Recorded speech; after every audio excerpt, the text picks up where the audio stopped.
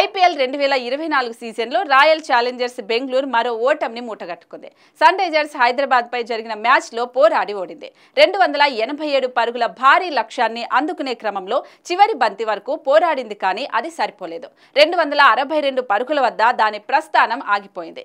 ఆర్సీబీకి ఇది వరుసగా 5వ ఓటమి. ఇప్పటి వరకు ఆడిన 7 మ్యాచ్ల్లో ఒక్కటంటే ఒక్క దాంట్లోనే గెలిచింది. 2 పాయింట్లతోనే సరిపెట్టుకుంది. ప్రస్తుతం పాయింట్ల పట్టికలో దాని స్థానం 10. ఇక తన తదుపరి మ్యాచ్ను ఈ నెల 21వ తేదీన ఆడబోతోంది. కోల్కతా నైట్ రైడర్స్ను ఢీ కొట్టబోతోంది. అయితే హైదరాబాద్ పై ఓటమి తర్వాత రాయల్ ఛాలెంజర్స్ ప్లే ఆఫ్ అవకాశాలు క్లిష్టమైనట్టే. ఇంకా 7 మ్యాచ్లు ఆర్సీబీ చేతిలో ఉన్నాయి. గుజరాత్ టైటాన్స్తో 2, Sunrisers Hyderabad, Punjab Kings, Delhi Capitals, Chennai Super కింగ్స్తో ఒక్కో మ్యాచ్ ఆడాల్సి ఉంది. కనీసం 6 మ్యాచ్ల్లో భారీ రన్ రేట్తో గెలిస్తే కానీ ఆర్సీబీకి ప్లే ఆఫ్ అవకాశాలు సజీవంగా ఉండవు.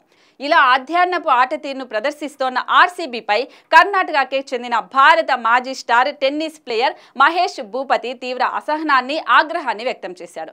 ఆర్సీబీ ఆట తీరు అభిమానులను తీవ్ర నిరాశకు గురి చేస్తోందని వ్యాఖ్యానించాడు. ఇలాంటి ఆట తీరుతో ఐపీఎల్ సీజన్లో చివరి వరకు నిలవలేదంటూ ఫైర్ అయ్యాడు.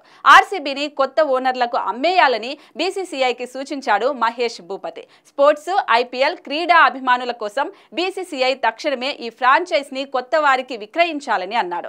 అప్పుడైనా కొత్త మేనేజ్మెంట్, జట్టు కూర్పు, ఆటగాళ్ల ఎంపికపై శ్రద్ధ చూపిస్తుందని అభిప్రాయపడ్డాడు. ఐపీఎల్ ఆడుతున్న మిగిలిన జట్లలాగా పోటీతత్వంతో ఆడేలా తయారు చేయగలుగుతుందని పేర్కొన్నాడు.